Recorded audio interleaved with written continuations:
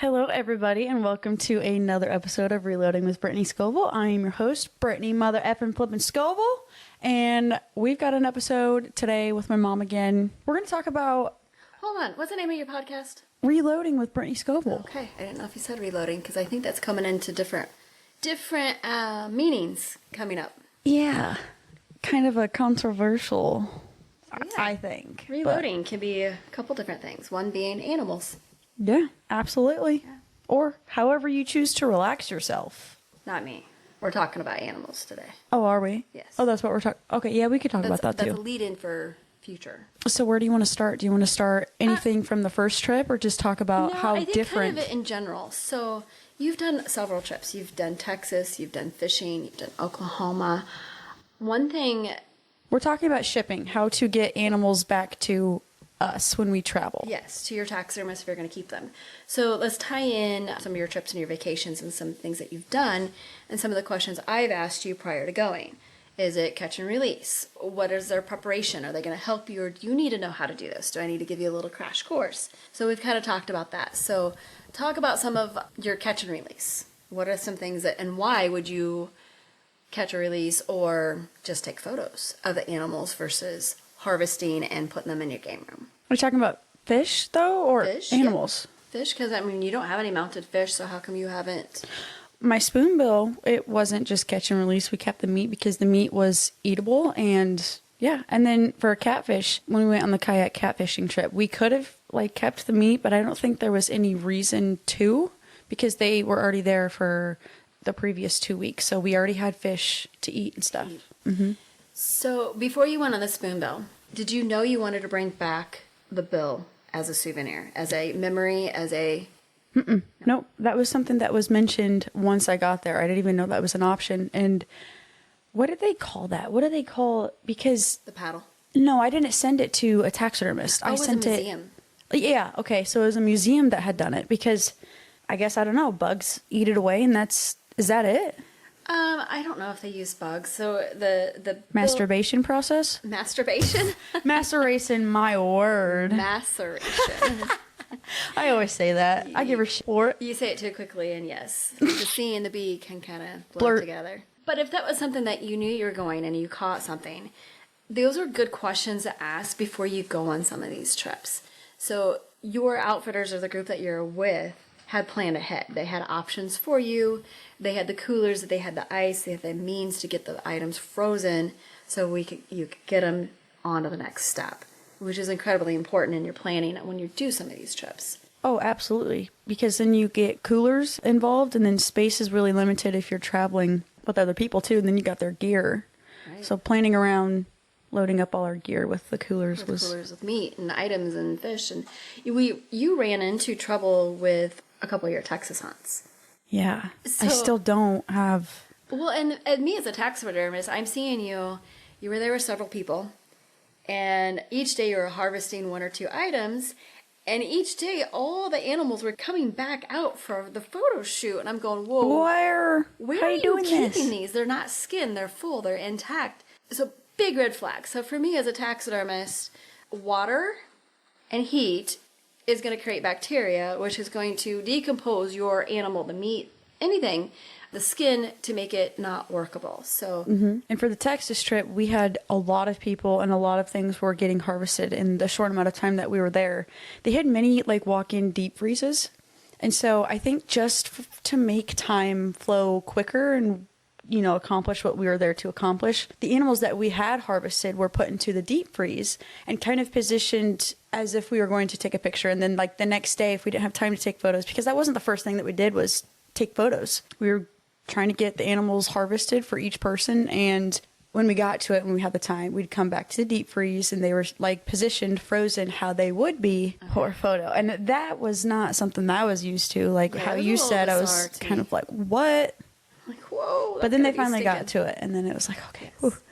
And there's the catch and release, or just taking photos, or it's important. You don't want to. You're not killing just for the sake of killing, or harvesting, or fishing. So the meat is being used. It's you're either consuming it yourself or it's going elsewhere, and then you continue to honor that animal or fish by using every bit of it. Yeah. The hide, the horns, the paddle.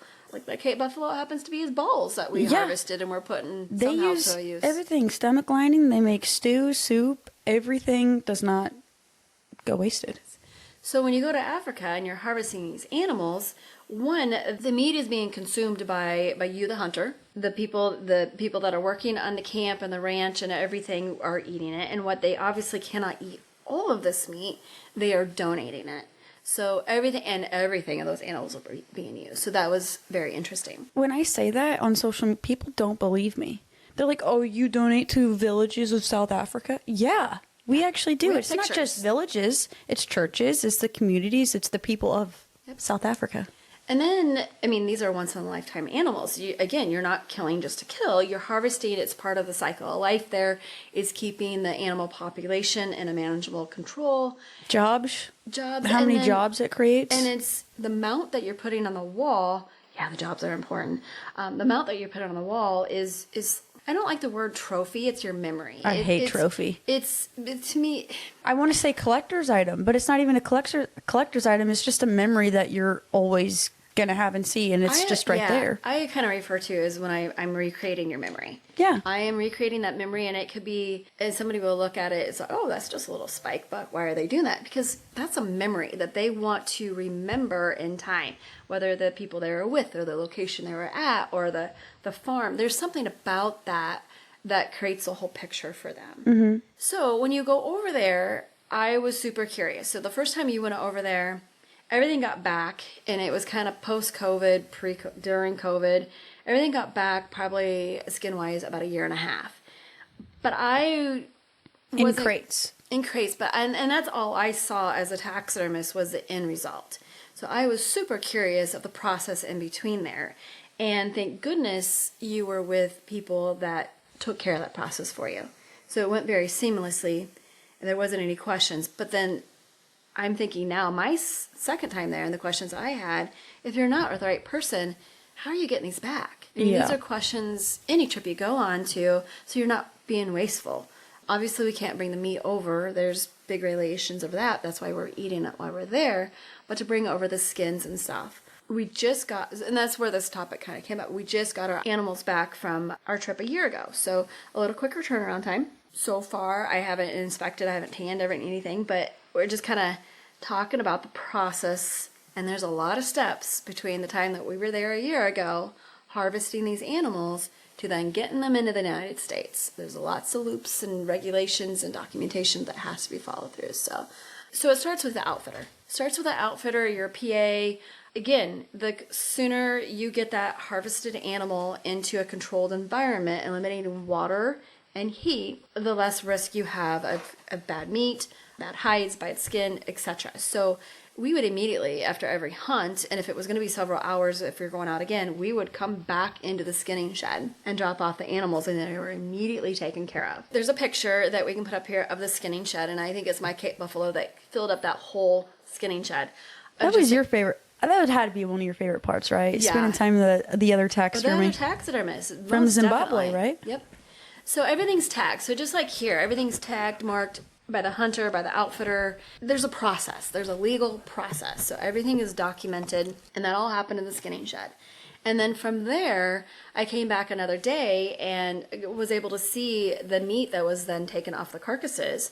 And there's a picture of the gal that was in there cutting up and preparing the meat to be distributed to all the different avenues that they were dispersing the meat to, whether it was back to our camp, into the, I'm going to call it food banks, but back into the villages to be dispersed within there. So that's all done immediately, right then and there. They do not have the freezer space like we do. They had the refrigerators, and they had a little bit of a freezer space, but they needed to get that meat. So it came off the carcass, cut up, bagged in correct portions, because you can't put bones and wasted things you're not using into the freezer. So that was immediately done. Our hides were immediately removed, fleshed, and salted. And there's pictures of that process also. So the salting is going to draw out the moisture of the hide. It's not changing the chemistry of the hide to leather, but is drawing out the moisture, which is eliminating that big risk of bacteria setting in. So we have several pictures of hides hanging there in the sun after they salted them. So they'll salt them, dry them, resalt them, dry them. It's a several day process. And then the skulls and the other items are being tagged. So the skulls, the meat, and the excess stuff was also removed. They were salted and they were dried at the outfitting place. And that was all, we didn't pay extra for that. I mean, it's part of harvesting the animal, but that was all part of that price. So we're there. You pay for your trip, your flight, the animals, and then the money starts rolling out more. It's kind of a constant thing. So that's something that people need to be prepared for, is the ongoing cost and the next steps that come up. Basically, if you want your animals back in the States, you pay any amount of money to get them back. And there's several steps to get them back. And you don't even know if it's the right cape or horns that you're getting back. It could be someone completely different. I have to believe that they've done everything possible to make sure that our animal is coming back to us. You just have to believe that. Oh, yeah. I mean, there's always that possibility. If you're going overseas on a trip, that's a possibility of what could happen to your once-in-a-lifetime trophy. You could be bringing home a totally different one. Yep. Or none at all because something happened along the way. Yeah. And it wasn't properly taken care of. And it's not just a one-time payment. Like, a couple months go by, there's another payment. A couple weeks go by, there's another payment. It's like, oh, here we go. Splitting another bill. Big payments. So that's the first step of bringing your animals back is using an outfitter that has the resources there that can skin it, take care of, and stopping that bacteria process right then and there. So from there, it goes to what they call a dip and pack. And what we use, it was the same company in Africa. Was there different dip and pack packages, or was there just one? You could choose how you wanted your animal process. So the dip and pack that we used was the same one that you used on your first trip. And they are also a taxidermy, so they're a dip and taxidermy business. So the dip and pack is basically, they're a veterinarian approved facility that can sterilize these animals for shipping. So if you didn't want them to do any sort of taxidermy work whatsoever, they have to go to a dip and pack to go through the legal processes to bring animals back into the United States. Then you have the different packages. So yes, each animal you could have, we had basically the option of, did you want to keep the skull and the horns? Did you want the cape for mounting for shoulder mount processes? Did you want the back half of the hide? So again, nothing's going wasted. And we all kept all of our back skins from all of our animals from the first year. And or do you want it rugged? And that would be a soft pliable tan, not a taxidermy tan. So two different processes. So we had some of our items are being shoulder mounted. So we asked them to be caped. So they're salted dried as a cape to be shoulder mounted. And then we'll continue that taxidermy process here of tanning that hide to be for a taxidermy tan so it can be mounted to take on the form of a mannequin. And then you had the option of rugging them. So it'd be a completed item before it came over. And you did that with Austin Zebra the previous time. We did that with all of our back halves because we learned from the previous time that it was so much easier and actually in this situation a higher quality to have them rug them there and to send back a finished product of the back ends. And we did a rug of Austin Zebra the first year. We just used tacks all over to put it up. Some people put like carpet, line it with carpet or fabric and hang it up that way, or they just keep it on the ground. But I don't want the dogs pissing on it, so. Yeah, and it was beautiful. And I've not found a tannery that can duplicate what we got back for that zebra for the cost here. So way easier to have that done in Africa and have it shipped back as a finished product. When you get your skulls back and the horns, keep in mind the skulls when they're processing them there in Africa are boiled. And it works. The meat's off of it. You shouldn't have any bugs because there's not any meat for them to eat, but they're full of grease. Terribly full of grease. Bone marrow, basically, is what's still in there. And as it goes, the skull goes through different temperatures. That will start to liquefy and leach out. And they were so greasy, some of them. You could feel them. They had a greasy feel to them. So I highly recommend once you get your skulls back, if you're going to leave it as a skull mount, to then take it to your taxidermist and have them finish processing it, degrease it, whiten it, so then it's a fully sanitized item to be able to put in your house and not have to worry about that grease turning it yellow and that feel on it, which was really gross. So And that would be all you have to do with the skull. So Austin's warthog that came back, it is going through the rest of the process of cleaning it for a skull mount that he can put on the mantle or whatever he decides to do with that. The other skulls we've got them also, but they're going to be shoulder mounts. Some of the horns were already sweated and removed off, and some of them were not. So the bosses of the wildebeest and the Cape buffalo, I will then, as a taxidermist, need to get them off because the cores have living tissue and matter underneath there. And of course it's mummified at this point. So there's not any risk of it like smelling, but it could draw bugs eventually. So that's what we're doing with that. So we're still talking about the dip and pack taxidermist. Mm-hmm. How many animals are we bringing back? What did we harvest? 6, 7, I don't know. I actually don't remember. It was 6. So what did you harvest, Brittany, and what are we doing with your stuff? I first harvested my Impala, which Austin shot his first year. I don't remember what we decided on, what we were doing with the Impala. I think just a shoulder mount. Yep. And you have the tan back half, too. Okay, yeah. What are we doing with all the back skins? I don't know. We need to decide that.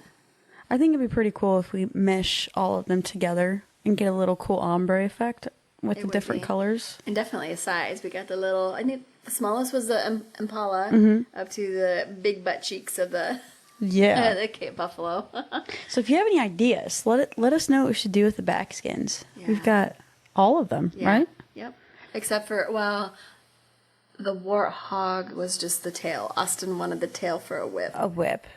I hope he pulls through with that. Did I only harvest 2 animals? My sable? Because I didn't get my kudu. Damn. You paid for 3. I did pay for 3. That's another good thing to know. If you go and you wound an animal or you don't successfully shoot one, well, I mean, if you miss an animal, you don't have to pay for it. But if you wound it, you don't find it, you still got to pay for it. Which makes sense, but it really sucks once you get a kudu. The price of a kudu is not great. It was beautiful. Yeah. I know he's dead somewhere. Yeah. What do you think, honestly? And I know ever since Africa, I've said he's dead somewhere in the bush. It looked like he had a good shot. So everything's being filmed and videotaped. He had to be. I think we just tracked it too soon. I agree. And pushed him. Mm-hmm. There was way too much blood. I overlooked the vitals and shot placement over and over and over again. Replayed the video. There's no way. If we would have gone out 20, 40 minutes later, it probably would have been We were running out of daylight. Mm-hmm. And then if we didn't get to him, then other animals would. So if we would have waited, then we kind of would have been screwed either way. Wasn't it? So we were running out of daylight, but what else was sight? Was it a mountain lion? There was an animal where we were. Cape buffalo. Oh, the Cape buffalo were in the area. And we were by ourselves. Yes. When we were tracking, that's really dangerous. If we saw one, we're supposed to climb trees. So yes, that's right. It was a Cape buffalo. And we were left alone because he had to go get the buggy. Yes, and we have no weapons on us at all. I had my bow. No, we didn't have that. I believe. No, they were on the buggy. Oh, you might have had your bow. I think bow. I had my bow. Yep, you did.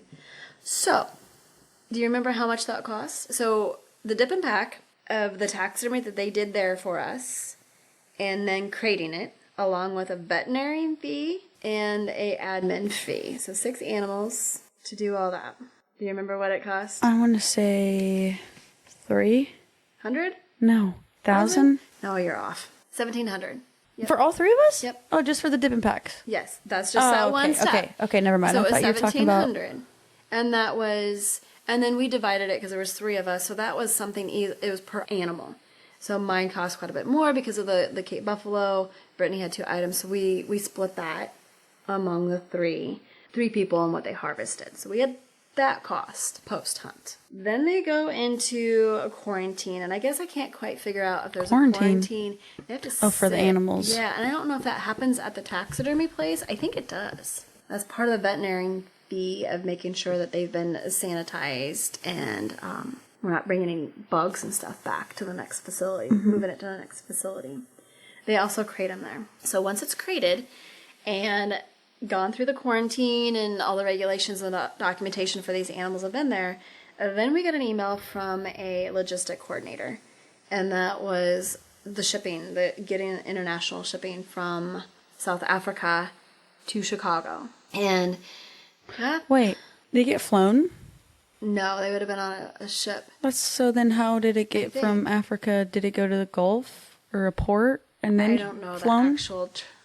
I don't know the actual path it took. Because if it was shipped, it would have been. I think they're on cargo ships. I think you're right, but okay. To Chicago, sorry. Thought you messed us up. So we then had to get them off of the port in Chicago. They have to go. I couldn't pick them up as a taxidermist. You couldn't pick them up as the hunter. They had to go to a USDA certified facility. If there wasn't a warthog in there, swine and monkey, then yes, I could have picked them up as a taxidermist. So if the warthog wasn't there. Yep. Then everything would have been done and there wasn't any other things that we had to do with the U.S. of introducing other animals. And if you thought it stopped at Chicago, boy, you were wrong. Then it transfers into Matuska Taxidermy. Because I'm not USDA certified. So, yes, so then we had to say where it was going. So there was multiple calls of finding where to send it to. We chose Matuska because I use them quite a bit. For forms They're and ordering. close. Not close enough, though. Yeah, about 6 hours. But Or you can send it directly to a tannery, too.